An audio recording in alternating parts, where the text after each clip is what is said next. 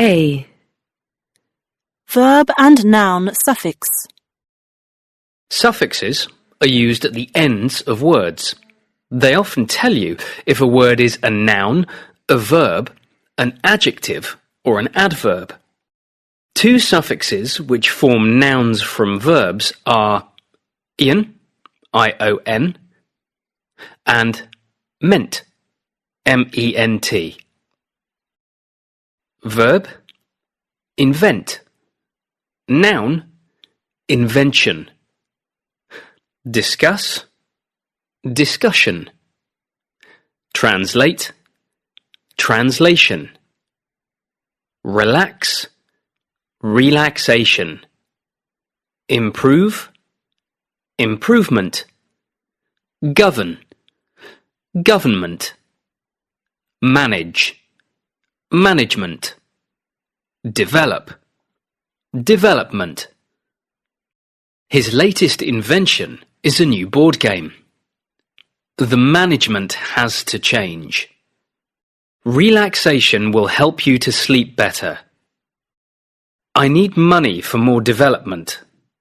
We had a discussion about politics. We need an improvement in the weather. B. Adjective and noun suffix. The suffixes ness, N-E-S-S, and ity, I-T-Y, often form nouns from adjectives. Adjective, weak, opposite, strong. Noun, weakness. Happy, happiness. Ill, illness. Fit, fitness. Stupid, opposite, intelligent, clever. Stupidity. Popular, popularity. Similar, similarity. Able, ability, opposite, inability. What is his main weakness as a manager? Fortunately, it wasn't a serious illness. Snowboarding is growing in popularity. There is a similarity between them. I'm frustrated by my inability to use computers. Her happiness is all that matters to me. C. E-R, O-R, and I-S-T. These suffixes can be added to nouns or verbs. They often describe people and jobs. Er, ballet dancer, pop singer, professional footballer. Or, company director, translator, film actor. Ist, I-S-T. Artist, for example, Picasso. Economist, scientist.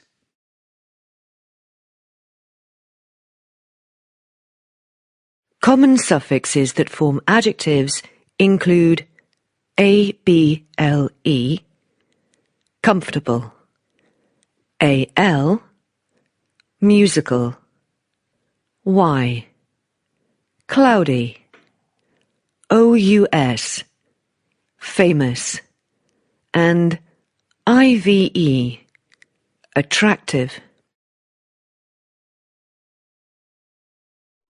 A. A-L. Adjectives ending al are usually formed from nouns and often mean relating to the noun. For example, a musical instrument, from music, a political issue, from politics, an electrical fault, related to electricity, a personal opinion, the opinion of one person. Shichi-go-san, meaning 753, is an annual ceremony in Japan for 3 and 7-year-old girls and 3 and 5-year-old boys. It is on November 15th, but it is not a national holiday, so people often have it on the nearest weekend. 7, 5, and 3 are seen as important years in the growth of a child, and the numbers also have cultural significance because odd numbers 1, 3, 5, 7, 9, etc. are lucky in Japan. This is one of the special days when the older boys and girls are allowed to wear traditional clothes, a kimono for girls and hakama trousers for boys. Now it is quite normal for children to wear Western-style clothes at this ceremony. The children visit a shrine and are then given special sweets called chitose ame by their parents. B. ABLE. This suffix forms adjectives from nouns and verbs, and the prefix un often forms the opposite.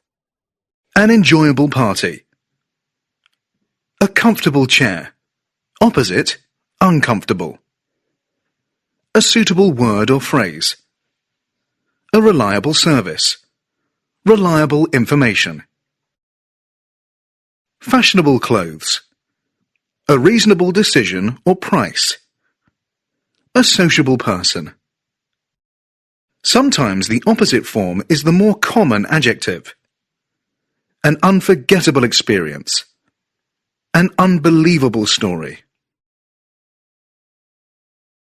C. FUL and LESS. The suffix FUL means full of or having the quality of the noun. For example, a colourful room has a lot of colour in it. A helpful person gives a lot of help. A peaceful place is calm and quiet. The opposite meaning is sometimes formed by adding the suffix LESS to the noun. A useful machine. Opposite, a useless machine. A painful injection. Opposite, a painless injection. A careful driver. Opposite, a careless driver.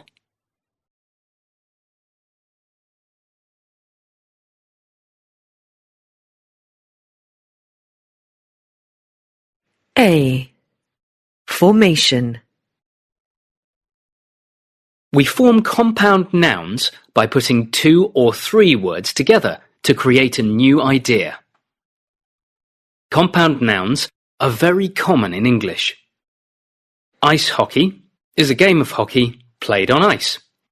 Public transport is transport that can be used by the public. A campsite is a site for camping. A babysitter is someone who looks after young children when their parents go out. Income tax is money you pay to the government out of your income.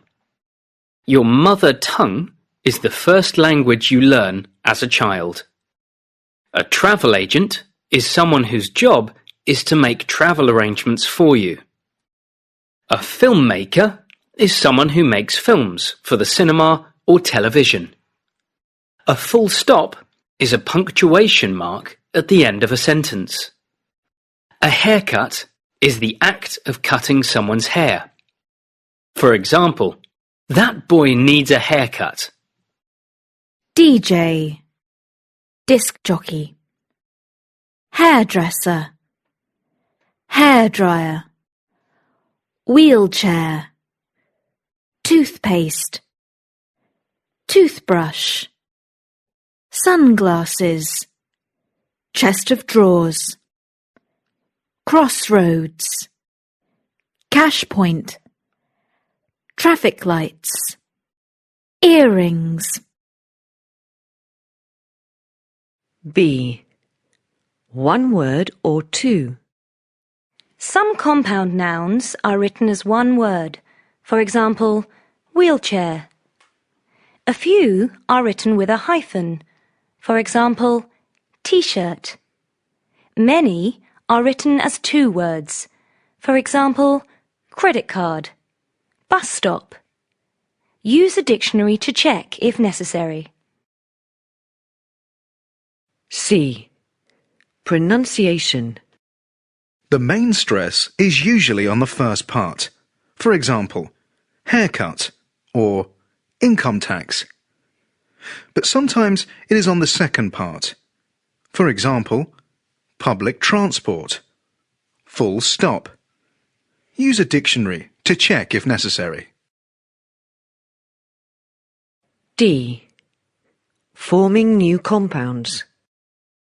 One part of a compound often forms the basis for a number of compound nouns. Airport. For example, Heathrow. Airline. For example, Lufthansa, KLM. Aircraft.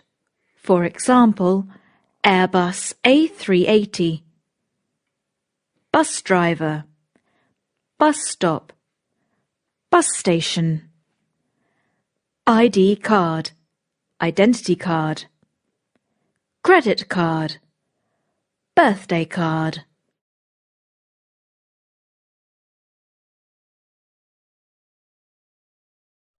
A.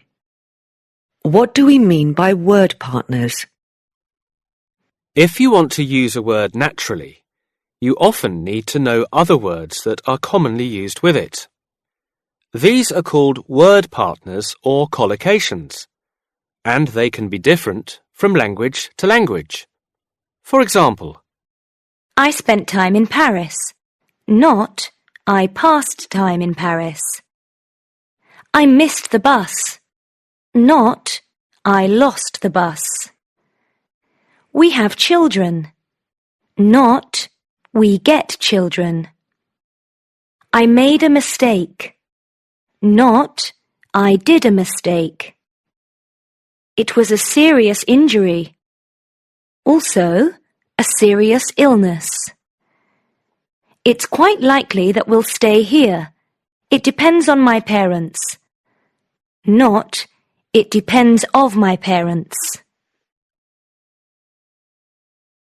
B. Verbs and nouns. There are many verbs and nouns that are often used together. Pavel told me a joke, but I can't remember it. I need to lose weight. The doctor told my father that he should go on a diet. It's very difficult to predict the future. We won the game 2-1, and my brother scored the first goal. My neighbour's alarm went off in the middle of the night. They fell in love and got married. Now Emily is expecting a baby. C. Adjectives and nouns. Many adjectives and nouns are often used together. These are all examples where the meaning is big or a lot, but where we usually use a particular adjective. We've got a large number of students this year. We've got a large number of tourists this year. Opposite, a limited number, a small number. I will need a large amount of money. There's a wide choice of food available. Opposite, a limited choice, a narrow choice. Sergio has a wide vocabulary in English. Opposite, a limited vocabulary. It's only a toy gun, but it makes a very loud noise. Her family is of great importance to her. We went to a party last night, and it was great fun. There was heavy traffic on the motorway going out of town. Opposite, light traffic. D. Adverbs and adjectives. The adverbs in the first 3 sentences mean very. The adverbs in the last sentence mean fully or completely. In each case, the adverbs and adjectives are common word partners. I'm terribly sorry I'm late. She's well aware of the problem. It's vitally important that we get the right person for the job. Ava is fast asleep, but the other two are still wide awake.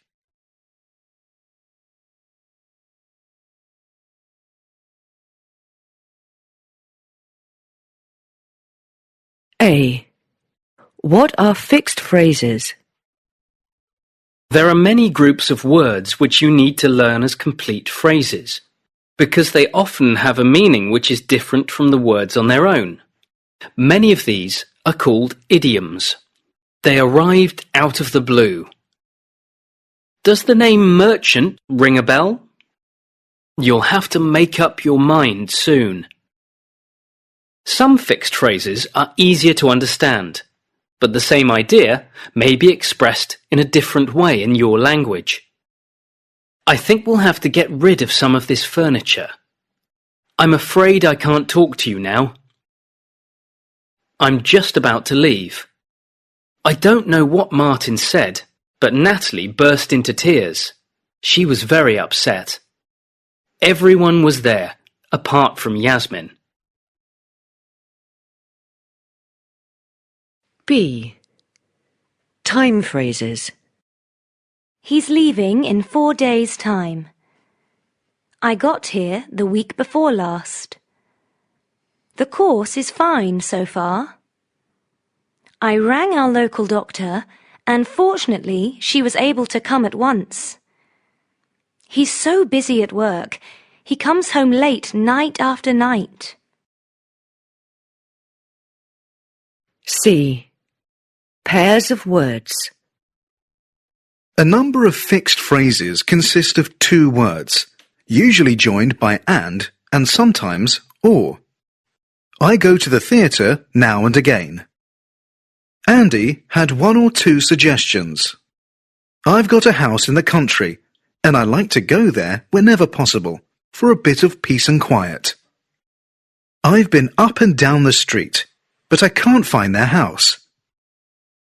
I've been to Paris once or twice. I'll finish this report sooner or later. D.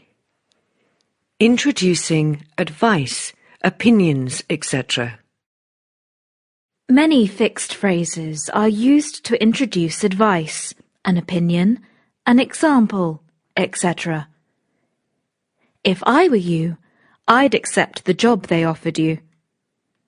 In general, the summers are quite warm in this part of the country. There were lots of questions. For instance, how much will it cost? I'm sure you'll have a great holiday. By the way, what time does the train leave? Used to introduce a new subject to the conversation. To be honest, I didn't like her boyfriend very much. Used to say what you really think.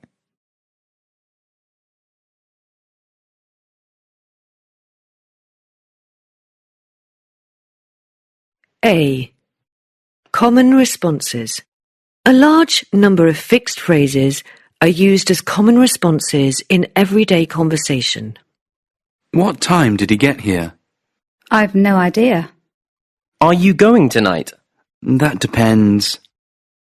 Shall we go out tonight? Yeah, why not? Did you like the film? Not really. I'm going to Sweden next week. Really? What for? Can I borrow your car? No way. They're coming tonight, aren't they? I suppose so. Jason has grown a beard. I know. I couldn't believe my eyes. We have to work tonight. You must be joking. Eli got top marks. I don't believe it. B. In conversation. Notice how fixed phrases can form an important part of an everyday conversation. I had to have a word with Vince and Milan today.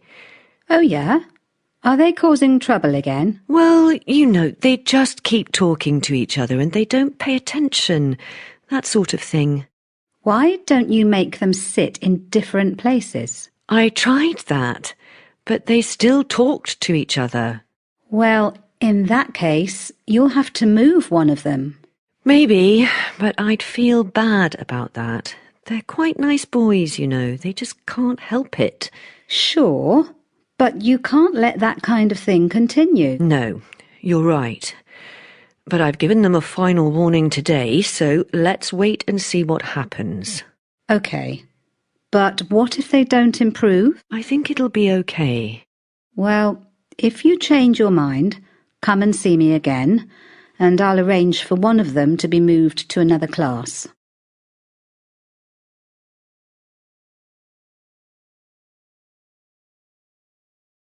A. Verb plus preposition. Pay special attention to prepositions that are different in your language. Paul doesn't like the manager's decision, and I agree with him. Don't worry about your exam. His teachers were satisfied with his progress. Many people spend a lot of money on clothes. I'm thinking of going to China. This land belongs to the company. I translated the letter into French. She complained to the manager about the food. I can't concentrate on my work when the radio is playing. We can rely on this photocopier. I may go, but it depends on the weather. B. Prepositions that change the meaning. She shouted to me, spoke in a loud voice to be heard. He shouted at me, spoke in a loud voice because he was angry. He threw the ball to me, for me to catch it. He threw the ball at me in order to hit me. C. Adjective plus preposition. I've never been very good at maths. Opposite, bad at. She's afraid of flying. The neighbours are fond of the children. She's similar to her sister, but very different from her brother. He's very interested in photography. I think she's aware of the problem. I'm tired of people telling me what to do. Katya is mad about Brad Pitt. We're short of coffee at the moment. There's something wrong with this TV.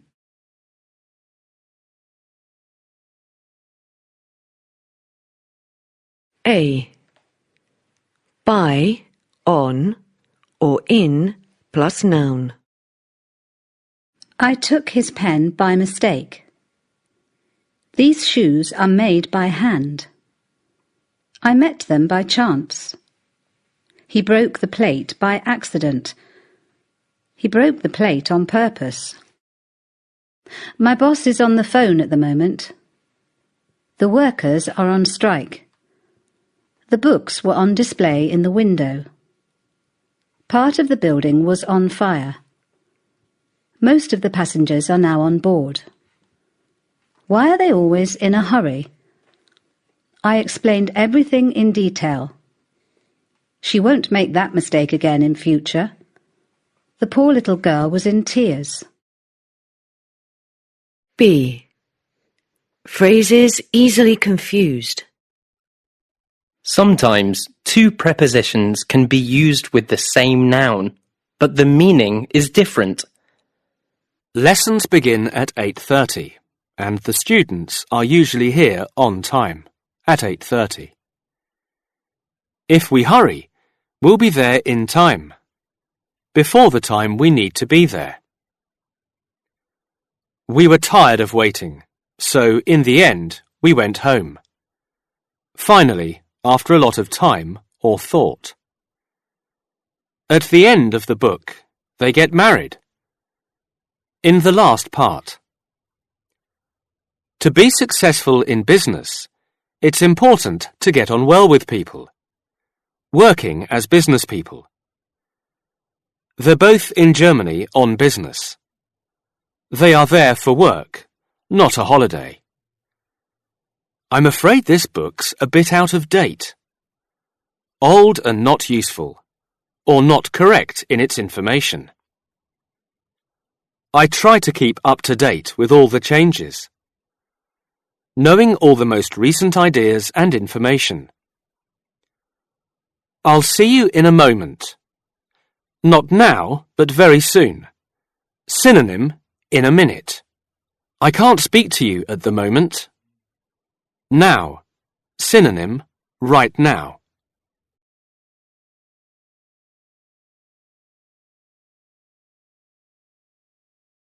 A. Formation. A phrasal verb is a verb plus adverb or preposition, and sometimes a verb plus adverb and preposition. He fell over and hurt his knee. I'll try to find out the quickest way to get there. He didn't like his coat, so he gave it away. If you don't understand the meaning, look it up. Who's going to sort out the problem? He doesn't get on with his parents. B. Meaning. The adverb or preposition does not always change the meaning of the verb and is not always used. I didn't wake up until 7 o'clock. She's saving up for a new computer. Hurry up or we'll be late. I went to lie down on the bed. Sometimes an adverb adds a particular meaning to the verb. For example, back can mean return. I bought this jacket yesterday, but I'm going to take it back to the shop. It's too small. You can look at the books, but remember to put them back on the shelf. They liked Greece so much they want to go back next year. Often, the adverb or preposition changes the meaning of the verb. Give up doesn't mean the same as give, and carry on doesn't mean the same as carry. My wife has decided to give up, stop, smoking. We'll take a short break and then carry on, continue with the meeting. The shops are going to put up, increase the price of bread. When the hotel gets busy, we have to take on, employ, more staff. C. Multiple meanings. Many phrasal verbs have more than one meaning. Go away. I was busy, so I told him to go away. Leave. We try to go away in August. Go on holiday.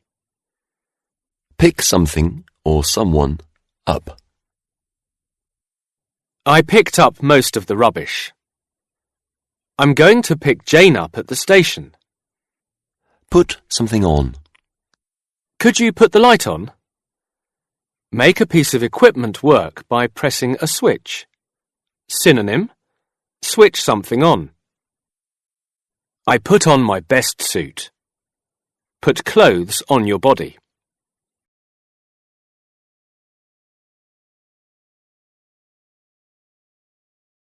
A.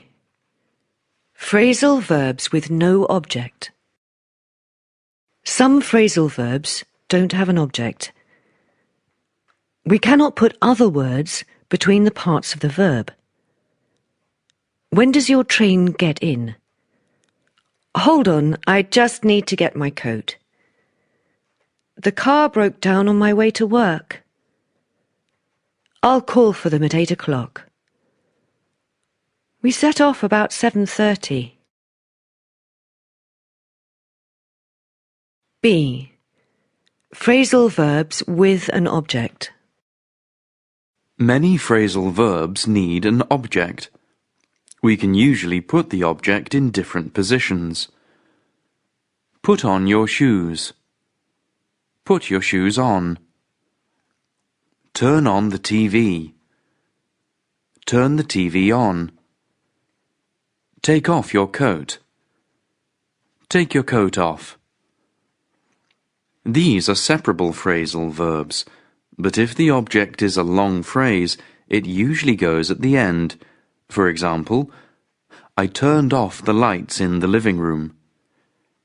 If the object is a pronoun, it must go in the middle. For example, turn it off. There are some phrasal verbs where the object must come after the phrasal verb.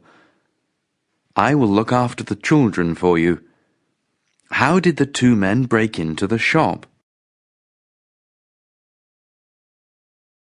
C. In dictionaries. Dictionaries usually show the grammar of a phrasal verb like this. No object. For example, hang around, to spend time somewhere, usually without doing very much. There's nowhere for teenagers to go, so they just hang around on street corners. Separable. For example, hand something out, to give something to all the people in a group. A girl was handing out leaflets at the station. Not separable. The object must come after the phrasal verb. For example, get over something, to begin to feel better after being unhappy or ill. It took her months to get over the shock of Richard leaving. D. Style. Phrasal verbs are commonly used in spoken and written English. Many phrasal verbs are quite informal, and sometimes there is a single word with the same meaning as a phrasal verb, which sounds more formal. We use this word instead of the phrasal verb in more formal situations. Leave somebody or something out. Synonym omit. For example, he made a list of people but left me out. Make something up. Synonym invent. For example, we had to make up a story. Put something off. Synonym postpone. For example, they put the game off till Friday. Turn something or somebody down. Synonym reject. For example, I offered her a job, but she turned it down.